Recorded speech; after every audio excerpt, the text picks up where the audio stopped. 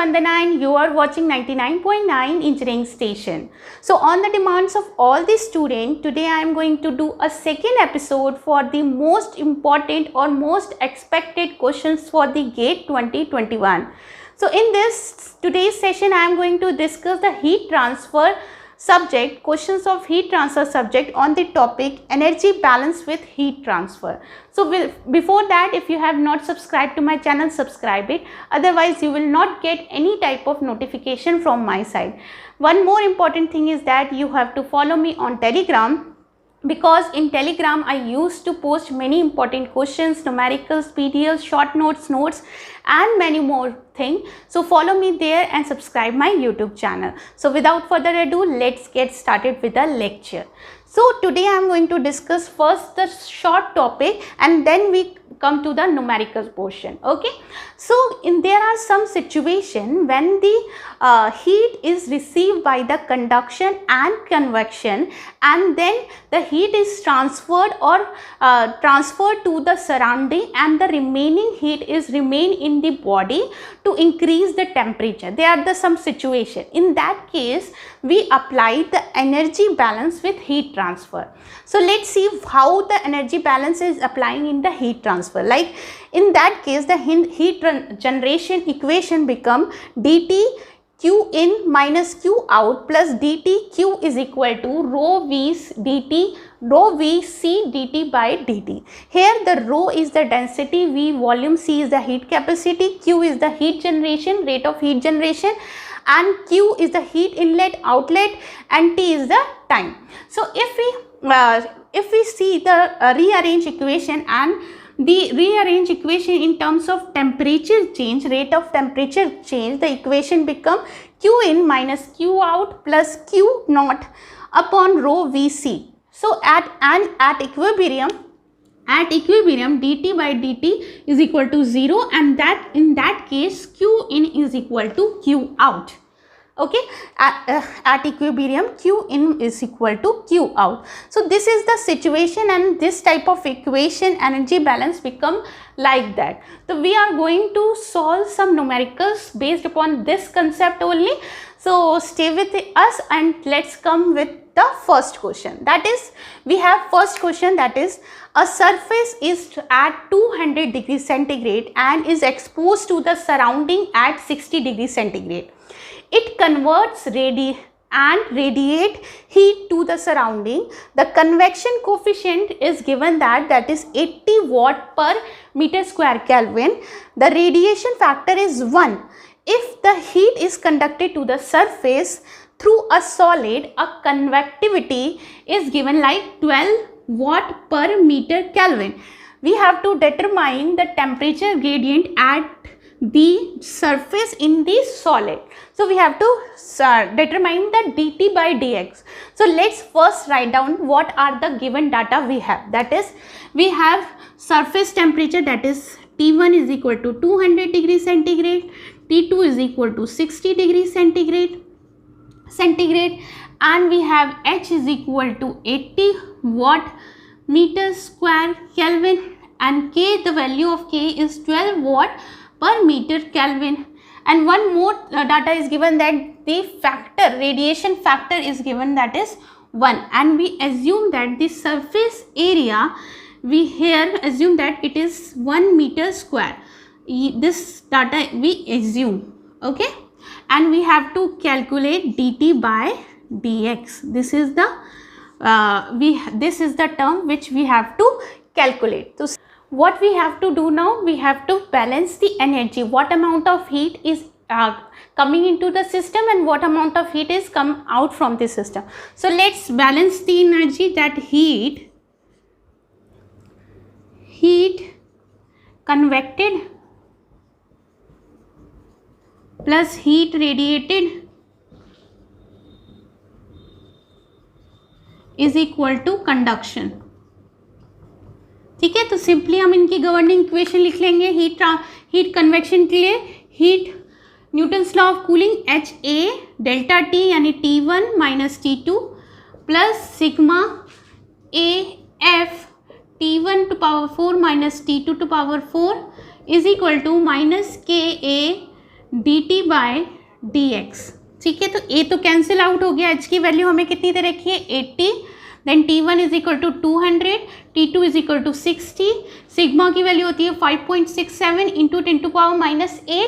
तो हम देखिए f की वैल्यू हमें 1 दे रखी है और एक हम तो कैंसिल आउट हो गया। तो टेम्परेचर जो है हीट रेडिएशन में टेम्परेचर जो है एब्सोल्यूट टेम्परेचर होता है, यानी कि हमें केल्विन में चेंज करना पड़ेगा क्योंकि हमें टेम्परेचर सेल्सियस में दे रखा है।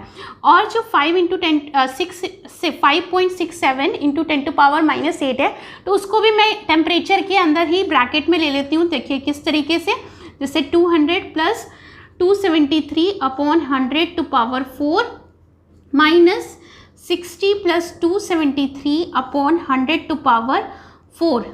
ओके, ये -12 dt बाय dx। सारे एक्सप्रेशंस लिख लिए हमने, सारे गिवन डाटा लिख लिए। अब हमें निकालना क्या था कि determine the temperature gradient at the surface in the solid dt by dx। तो सिंपली हम निकालने के बाद, सारी कैलकुलेशन करने के बाद कैलकुलेटर से हमारा आ जाएगा 0.7 डिग्री सेंटीग्रेड पर मीटर। ये हमारे पास आंसर आ जाएगा अप्रॉक्स। आप कैलकुलेटर से चेक कर लीजिए, थोड़ा ऊपर नीचे हो सकता है, और लेकिन ये चीज़ जो मेथड है वो बिल्कुल सेम रहेगा। तो बहुत सिंपल क्वेश्चन था, सिर्फ न्यूमेरिकल्स देखने में हार्ड लगते हैं लेकिन वो थ्योरी से ज़्यादा सिंपल होते हैं। सिर्फ न्यूमेरिकल्स जो होते हैं ज़्यादातर कॉम्पिटिशन में ज़्यादा थोड़ा सा ट्विस्ट के साथ और बस फॉर्मूला बेस होते हैं। ठीक है, तो चलिए अब सेकेंड क्वेश्चन पे आते हैं। Now come to the second question, that is heat is conducted through the material with a temperature gradient of -9000 degrees centigrade per meter. Okay, the conductivity of material is 25 watt per meter Kelvin. If this heat is conducted to the surrounding at 30 degrees centigrade with a convection coefficient of 345 watt per meter square Kelvin, determine the surface temperature. ठीक है, and the second part of the question is if the heat is radiated to the surrounding at 30 degree centigrade then calculate or determine the surface temperature। देखिए ये question जो है वो दो part में पूछा गया है। एक पार्ट वो है जिसमें सिर्फ कंडक्शन और कन्वेक्शन टेक प्लेस हो रहा है। ठीक है, उस केस में हमें सरफेस टेम्परेचर निकालना है, यानी कि T1 निकालना है। दूसरा में भी क्या पूछा गया है, जब रेडिएशन और कंडक्शन टेक प्लेस हो रहा है तब हमें सरफेस टेम्परेचर निकालना है। तो हम दोनों में T1 हमें निकालना है, लेकिन क्या है केसेस और हीट ट्रांसफर मोड डिफरेंट कर रहे हैं। तो ठीक है, तो सबसे पहले फर्स्ट केस करते हैं जहाँ पे only convection and conduction take place हो रहा है। ठीक है, इन्वॉल्व हो रहा है। ठीक है, तो कन्वेक्शन के लिए हम लोग लिख लेंगे हीट जैसे HA T1 minus T2 is equal to -KA dt by dx। ठीक है, क्वेश्चन में हमें क्या गिवन है, गिवन डाटा हम लिख लेते हैं। जैसे कि हमें गिवन है, ये दे रखा है टेम्परेचर ग्रेडियंट। ठीक है, यहाँ मैं आपको लिख के दिखा देती हूँ। टेम्परेचर ग्रेडियंट दे रखा है dt बाय dx, वो कितना दे रखा है -9000 डिग्री सेंटीग्रेड। ठीक है, टेम्परेचर ग्रेडियंट हमें ये दे रखा है। फिर कंडक्टिविटी ऑफ मटेरियल भी दे रखा है, यानी कि K दे रखा है 25 वाट पर मीटर केल्विन दे रखा है, और सरफेस सराउंडिंग टेम्परेचर दे रखा है T2 दे रखा है, दैट इज 30 डिग्री सेंटीग्रेड, और साथ में हमें सरफेस टेम्परेचर निकालना है। H की वैल्यू दे रखी है 345 वाट पर मीटर स्क्वायर केल्विन। ठीक है, ये सारी चीज़ें गिवन है। हमें क्या निकालना है, इसमें T1 निकालना है। ठीक, H की वैल्यू पुट कर देते हैं। ये कन्वेक्शन हो रहा है, ये कंडक्शन हो रहा है, दोनों बैलेंस कर रहे हैं। ठीक, तो हम क्या लिख रहे हैं, H की वैल्यू कितनी गिवन है 345।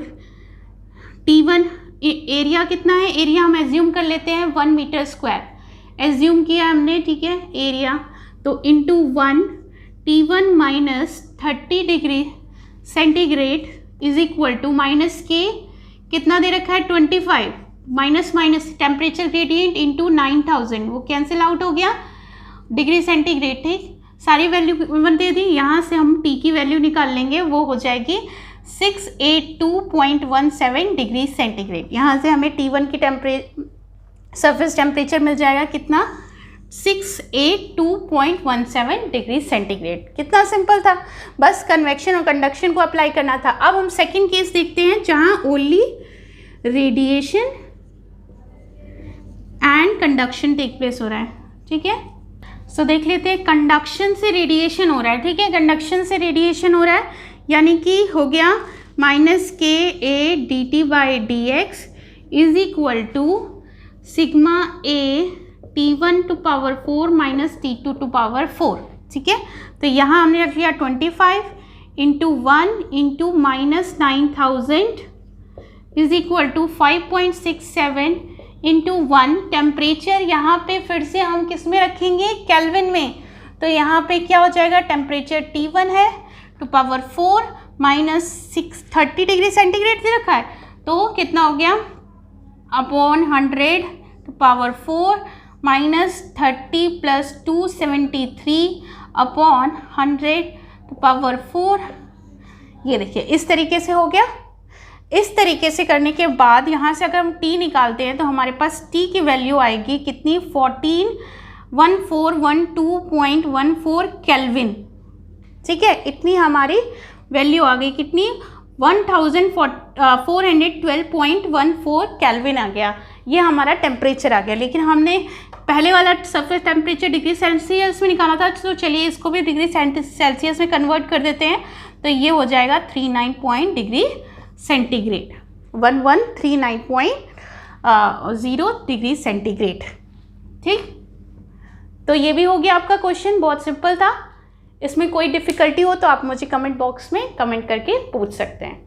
Now the third question is like that is a solid receive a heat by radiation over its surface at 4 kilowatt and the heat convection rate over the surface of the solid to the surrounding is 5.2 kilowatt, okay, and the heat generated at the rate is 1.7 kilowatt over the volume of the solid. So we have to determine the heat capacity of the solid if the time rate of change of the average temperature is of the solid is 0.5 degree centigrade per second. So देखिए क्या यहाँ पे हो रहा है कि we have to first take an energy balance for the question। देखो क्या हो रहा है कि solid जो है रिसीव कर रहा है heat by radiation, सॉलिड जो रिसीव कर रहा है हीट बाय द रेडिएशन। तो सबसे पहले क्या होगा, अगर हम एनर्जी बैलेंस करते हैं तो क्या होगा, हीट रिसीव बाय रेडिएशन, ठीक है, बाय रेडिएशन, ये हमने लिख लिया। देन क्या हो रहा है, and the heat is convected rate over the surface of the solid to the surrounding. अब ये सरफेस से सराउंडिंग की तरफ क्या हो रहा है, हीट कन्वेक्शन हो रहा है। तो इट मीन्स क्या हो जाएगा, minus sign heat convection, heat convected, ठीक है। फिर क्या हो रहा है, and the heat generate at the rate this amount over the volume of the solid. अब इसके बाद क्या हो रहा है, पहले रेडिएशन से हीट रिसीव हो रही है और साथ में हीट कन्वेक्ट हो रही है सॉलिड के साथ, सॉलिड से सराउंडिंग की तरफ, और साथ में ही एक हीट जनरेट हो रही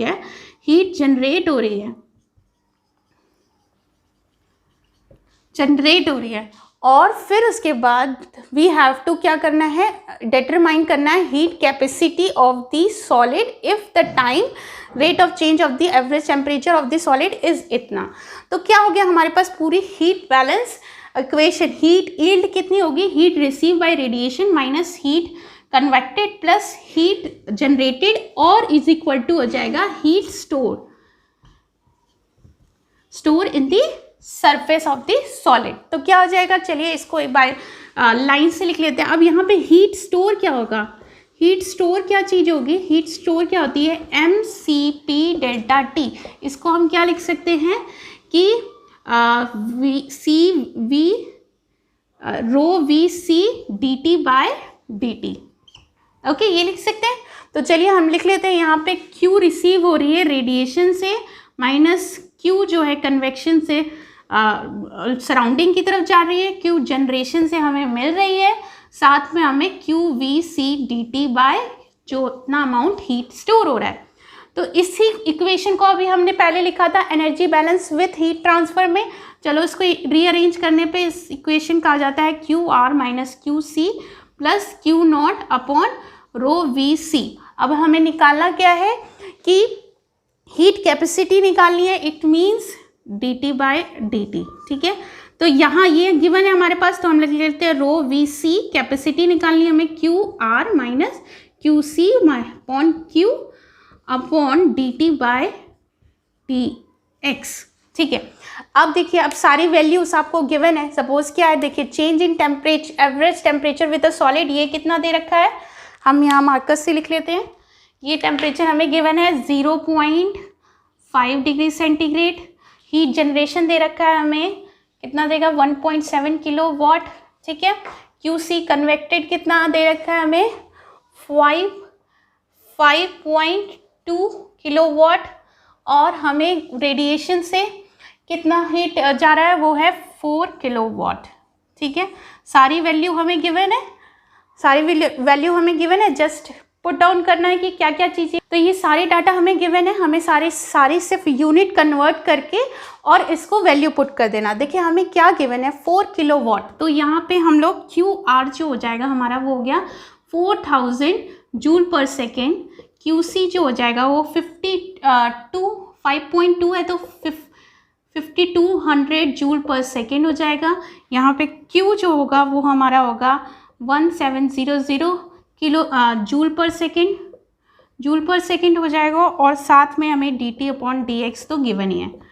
तो ये सारी वैल्यू पुट करने के बाद हमें जो वैल्यू मिल रही है dt है, dt के बाद हमें जो वैल्यू मिल रही है रो वी सी की, वो मिलेगी 1000 जूल पर सेकेंड। तो हमारा आंसर जो आएगा वो होगा rho V C is equal to heat capacity is equal to 1000 joule per second.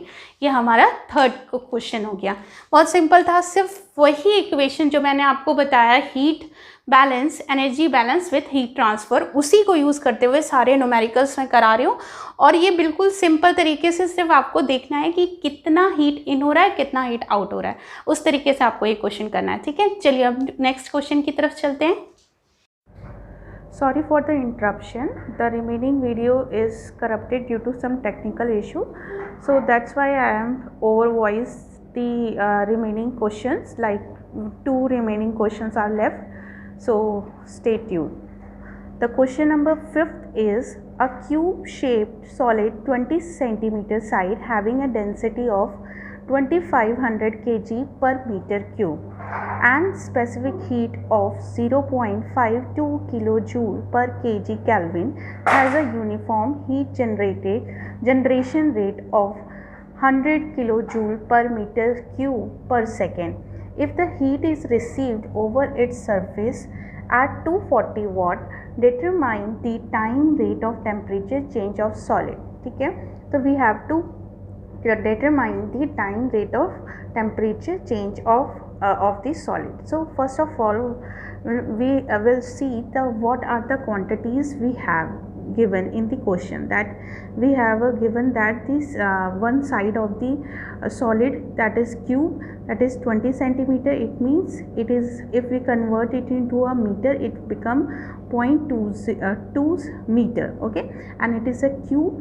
It means its volume is 0.2 into 0.2 into 0.2 meter, okay. So having a density, the density is given that 2500 kg per meter cube, and specific heat is also given that the 0.52 kilojoule per kg Kelvin. If we then we convert it into a like 520 joule पर KG kelvin, ठीक है, ये convert कर लिया हमने। Similarly हमने heat generation को भी किलो से चेंज करके इसको हमने 1 lakh joule per metre cube per second कर दिया है, ठीक है। नेक्स्ट हमें दे रखा है रिसीव हो रही है हीट जो कि है 240 वॉट, ठीक है। ये सारी जो यूनिट है हमें किलोस को चेंज करके हमने जूल पर सेकेंड में कर लिया।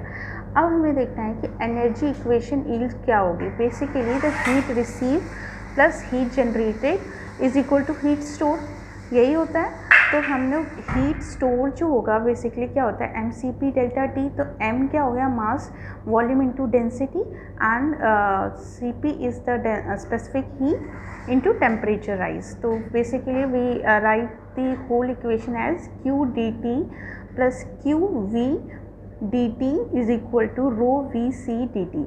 Here the heat of generation, because here the value of Q generation is you can see that we write it as QV, because if you notice that the unit of the heat generation is given as kilojoule per meter cube per second, that's why we multiply the volume in it. Okay, so the whole equation become Q dt plus Q naught V dt is equal to rho V C D T. ठीक है, तो simplify हमने कर लिया D T by D T के बीच में, तो simply Q plus Q V upon rho V C, और सारे हमने गिवन डाटा पुट करने के बाद हमें फाइनली जो change in temperature with respect to time of the solid आया है वो क्या होगा 0.1 डिग्री पर सेकेंड. ठीक है, तो फाइनली हमारा time rate of temperature change हमारा जो आया है वो है 0.1 डिग्री सेंटीग्रेड. देखा कितना इजी क्वेश्चन था, कुछ नहीं करना था, सिर्फ यूनिट्स देखिए कितने कॉम्प्लिकेटेड टाइप आपको दिख रहे थे लेकिन है नहीं, उसको सिंप्लीफाई कर दिया गया. तो किलोज़ को हमने क्या किया, रिमूव करके उसको 1000 से इंटू कर दिया और यूनिट को थोड़ा सिंप्लीफाई किया और सिंपली वही जो हीट बैलेंस करना था, heat receive plus heat generated is equal to heat store. तो सिंपल इसी तरीके से आपको सॉल्व करना है, कुछ ज़्यादा कॉम्प्लिकेटेड नहीं होता है. चलिए, now come to the fifth question, which is the theoretical one, and it is displayed on your screen. That is, discuss the effect of the various parameter on the thermal conductivity of the solid. So the followings are the effect of various parameter on the thermal conductivity of the solid. First one is the chemical composition, that is pure metal have very high thermal conductivity. Impurities of alloying element reduce the thermal conductivity considerably. So second one is the mechanical forming, drawing and the bending of the heat treatment of the metal cause considerable variation in the thermal conductivity. Third one is the temperature rise. The value of the K for the most metal decreases with temperature rise, and since elevated temperature and thermal variation of the lattice become higher than the retail and motion of the free electrons.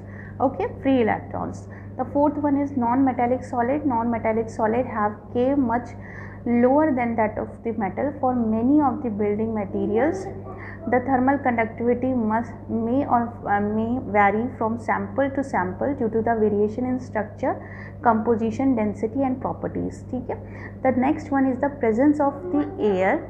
The thermal conductivity is reduced due to the presence of air-filled pores or cavities. Okay, the next one is dampness. Thermal conductivity of damp material is considerably higher than that of the dry material. The last is the density. Thermal conductivity of insulating power like asbestos etc. increases with the density growth. Okay, the thermal conductivity of snow is also proportional to the density. So this is all about the theoretical question. So थोड़ी सी मैं आपसे कहना चाहती हूँ कि बहुत important है ये सारे क्वेश्चंस, तो एक बार ज़रूर से आप रिवाइज़ कर लीजिए. और थोड़ा डिस्टर्बेंस हो गया है इसमें, लेकिन इसके लिए आप थोड़ा इग्नोर कर लीजिएगा डिस्टर्बेंस, बाकी सब आप ज़रूर देखिएगा. Thank you, have a nice day.